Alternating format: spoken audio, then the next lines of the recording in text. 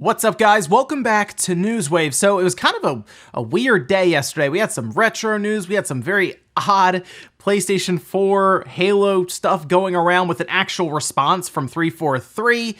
And then we saw what could possibly be a new Tegra leaked out as a ton of sites were covering it and kind of going over it, making the rounds. So a lot of stuff to go over today. So guys, make sure you hit the like button if you enjoy the videos. It does help out, and get subscribed for gaming news every weekday morning, 8 a.m. Eastern time. We are here doing the news. So let's actually start today with Cyberpunk, because Cyberpunk actually had presentations behind closed doors this past E3, kind of similar to what they did last E3.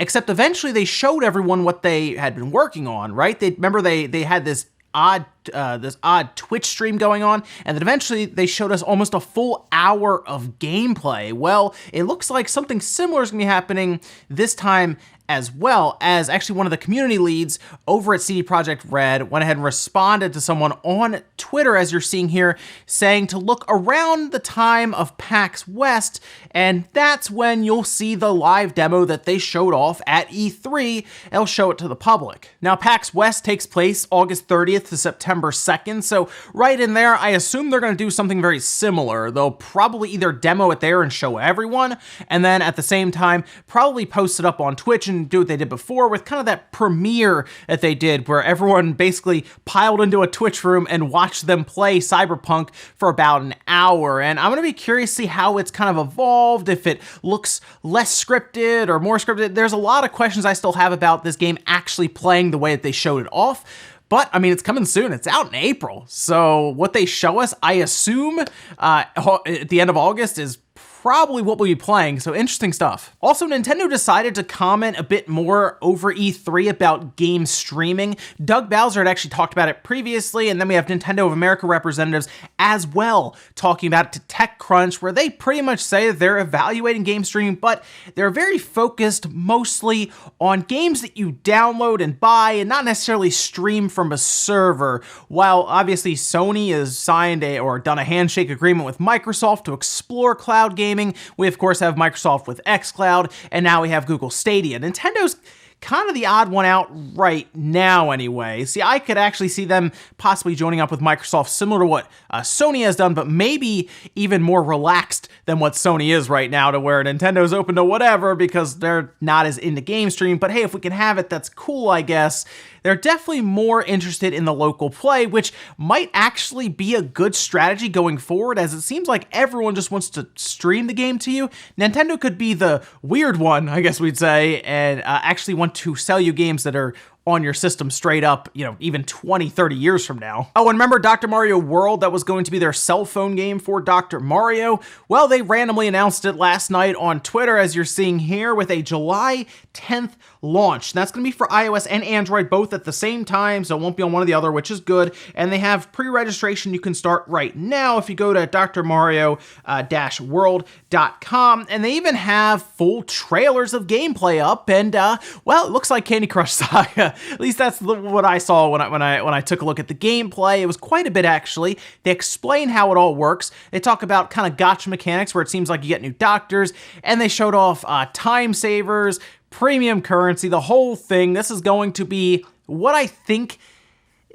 What they're hoping for here is that it is like Candy Crush. It takes off. It becomes very, very addictive for people, and then of course they buy in with microtransactions. I mean, look, Nintendo's tried going the other route with Mario Run, and nobody liked having to pay up front for a game that was, for the most part, fully featured for $10, so they adapted to the marketplace. Fire Emblem Heroes, Animal Crossing, and, well, obviously Mario Kart Tour, and now here we are at Dr. Mario World, all following that freemium style. And, I mean, that's what the market calls for, so that's what Nintendo's doing. And guys, some of the quick news out of the way, let's get into the bigger stuff. We're actually gonna start today with a new Tegra processor that appears to have been spotted. It seemed to be leaked out on Google's developer sites, and people actually grabbed a snapshot of it, and they have now found this Tegra processor that appears to be set up for a new Nvidia Shield TV. Remember that thing? I actually have I think the 2015 version. It's one with the X1, but then they released a 2017 version kind of alongside the Switch because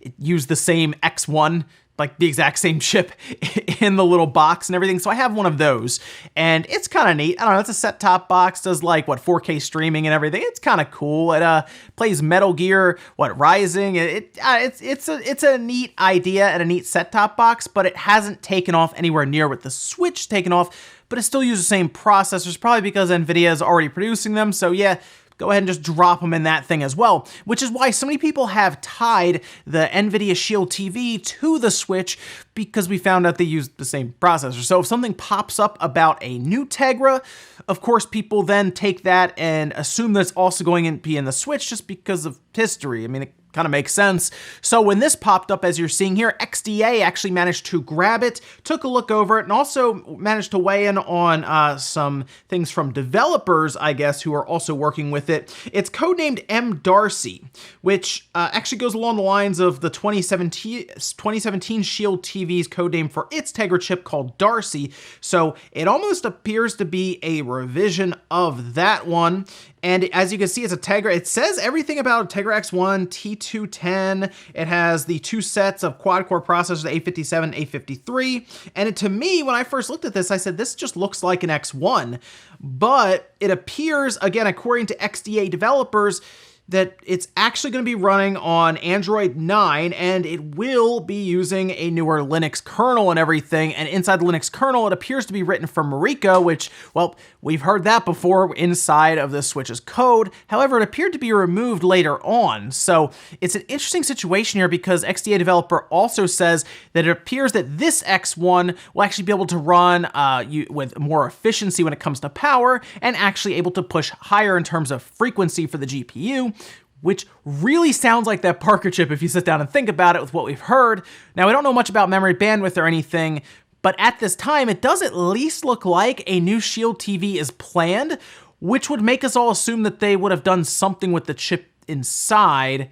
So what do they do? Well, there's a lot of questions around that. And of course, we have all of these Switch revisions being rumored from Wall Street Journal, Eurogamer. It's everywhere. And it's basically at this time waiting for Nintendo to announce something, but Nvidia is definitely moving on something themselves here. So it's interesting to see all of this happen, and we're still waiting for a lot when it comes to this, so we'll keep an eye on it, but it does seem like at least things are in motion. And we heard, of course, that they apparently moved production to Southeast Asia, and they're working on several Switch revisions. So we'll see, but if they want to have them out for the holidays, I assume we have to start at least hearing about one of them soon. Next up, let's talk about Jedi Fallen Order, because we watched this at E3. It was like the one reason to watch EA play, unless you want, like, you know, Madden 20, I guess. Sure, okay, why not? But really, we watched Jedi Fallen Order, and it came off as Uncharted. Like, that was the big thing. A lot of us looked at it and said, well, that looks like Uncharted mixed with Star Wars. But we had heard them talk about how they had some inspiration from Metroid, and we were just confused. Like, we were like, what are you talking? This doesn't look like Metroid. Apparently, it is inspired by Metroid, because, well, they showed us one of the worst demos to actually represent the game, apparently. This was actually on Twitter. Someone actually pointed this out in one of the Giant Bomb podcasts. They do Beastcast. Check this out. This is actually from Anthony, who said, so interesting thing about Jedi Fallen Order that the demo didn't show. It's a Metroid game. You have a ship and a crew, and you can visit the planets in any order you like. As you gain new abilities, it allows you to unlock new areas on the other planets. Why not show that?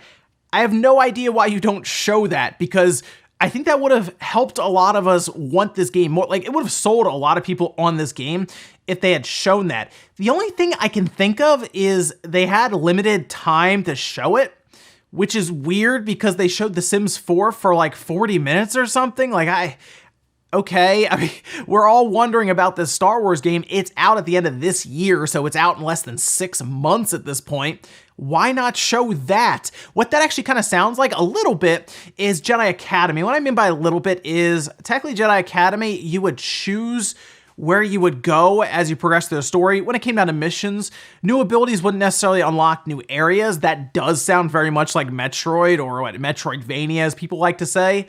But why did they just show us what looked like essentially a super linear level? Because probably 10 minutes before that, they had to pick that from a world map or go to it in their ship, and they left their crew and they walked out there and they showed us this little slice. Like, why? Like, now I want this Star Wars game more because it sounds like it's way bigger than we thought. Originally, I thought it'd be like a 10-hour thing where you go from level to level and it's super linear telling a story.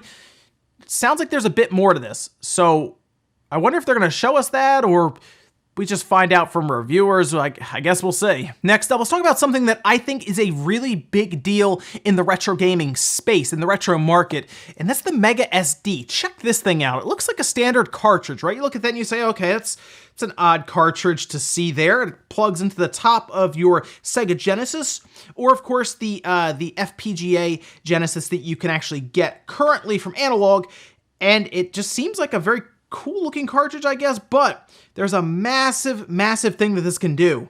It actually will play Sega CD games off of an SD card, and it is entirely hardware based through FPGA. So it's not using like a traditional emulator that is being pushed with an ARM processor. It's all designed at the chip level, and this is amazing. It's also expensive. It's about $260 for United States dollar. It's not cheap, right? But it's really, really cool. Now, here's the thing. FPGA systems generally are expensive, right? We talked about Analog having expensive systems, but they're high quality. Emulation is great. Picture is great, but it's not cheap. And that's the thing here. But what's really cool about this is it supports SD cards up to 400 gigabytes, they say, which is pretty big, obviously, and you pop it into any of your stock Genesis systems. Somehow, it is running it through the cartridge slot in your Genesis. So you don't need to buy a Sega CD that could be touch and go, then get the Sega CD games, or I guess you should have them technically because you're ripping them, right? You're following the rules, but you don't have to deal with temperamental Sega CDs that are getting more expensive. This is a really, really cool idea, and I hope that it continues to evolve and we get newer ones as well. I know Modern Vintage Gamer is going to do what appears to be a review on it, so you're going to want to check his out because he has the Sega from Analog, so you kind of mix those up, combine them, and you have a really nice looking Sega CD game going through a cartridge. That's so cool. So we'll see how it moves along. You can technically pre-order it now, and I believe they start shipping in August, and shipping is free, although it's $260 USD, so take that what you will there. Very cool, though. I'm curious about his review, Modern Vintage Gamer, and hey, who knows, maybe we'll look into it and we'll rip it apart. And our last bit of news, let's talk about apparently Halo Master Chief Collection on the PlayStation 4. It sounds really weird to hear about Master Chief anywhere but a Windows platform. I say Windows platform because he's been on PC, he's on the Xbox, but to think of Master Chief on a PlayStation 4 is odd, almost blasphemous, right, for Xbox fans. But apparently it almost happened, or it was in planning stages. Now, where does this come from? Well, originally comicbook.com wrote about it after seeing it on Colin Moriarty's podcast Sacred Symbols, and then it was actually tweeted out, as you're seeing here, from Ryan Brown. And at that time, Frank O'Connor decided to actually respond here. Now, Frank O'Connor, of course, from 343, very well known, saying, "I'm not aware of the details of conversations between the platforms at a corporate level, but the distance between plans and some what-if, for instance, conversations at a meaningful gulf. We've had plenty of those over the years, but not one line of code was even glanced at." So this is very important to think about this, okay? So we've heard before several times that talks have happened between companies at any one time, but nothing ever happened from it. We actually heard at one point that Microsoft had explored the idea of Game Pass going to PlayStation, basically putting feelers out there like, hey guys, would you like us to put Game Pass on there? No? Okay, well, we'll see you again later. That technically was part of the planning phase, right? Similar to this, although I feel like Microsoft actually had to sit down and think, is it worth putting Master Chief on the PlayStation 4 for us? We're trying to sell Xboxes still. I mean, they are, right? And of course, pushing Windows. Maybe not, although they are putting it on Steam. And then, of course, you have the thought of Sony saying, should we take them as a third party? A lot of things there, but it's clear now that they never got to the coding stage. That means it never even got past probably the corporate tables, the big sitting at the table saying, that'd be really cool, right? And then that was kind of it. So I wouldn't expect Master Chief on the PlayStation anytime soon, but I will say Game Pass, I think, is more of a possibility because it's a service, and Microsoft wants that service on everything. But hey, maybe Sony wants their own Game Pass, that's why they don't want Microsoft's on there. Although I guess they do have PlayStation Now, it's just, well, you gotta stream a lot of the older games. You can download some of the newer ones now, but PS3 can't do it. Maybe the PlayStation 4 is what or the PlayStation 5 is what we need to be able to locally play PS3 games. We'll see. And we'll finish up with our comment of the day as you're seeing here. This one's from Lex Ryan saying, I'd say allow cloud saves, but anytime you pull down the save from the cloud, it adds a flag to the file that causes Mr. Rossetti to show up and give you a 10-minute unskippable speech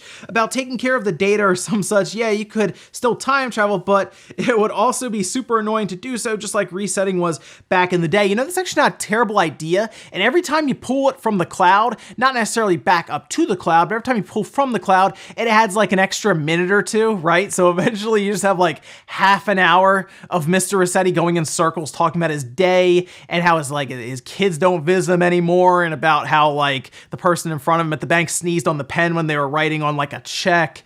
They would have some fun with that. And I have to say, one of the biggest complaints about Splatoon 2 is the amount of time it takes to get into the game because everyone's chatting for like 10 minutes. You might be onto something there. Really, you might just stop people. You might just annoy people into submission with Mr. Rossetti just talking forever, and that actually would be pretty funny. Ladies and gentlemen, let's go do it here for Newswave. If you enjoyed this video, guys, hit the like button. It really helps out. If not, hit the dislike. Leave comments down below about everything we talked about today, whether it is Jedi Fallen Order, but Metroid, like mixed with Metroid, where you actually have a bit of an open world that you unlock new paths to and you have a crew to take care of. Like, hearing that compared to what we saw, are you confused why they didn't show that also? And does that make you more interested in the game? Let me know about that down below. And then what about this new Tegra chip? Do you think we're getting closer to these revisions getting announced? Or do you think that's still ways off and we're maybe seeing just a new Shield TV? Thanks guys for watching, and I'll see you next time.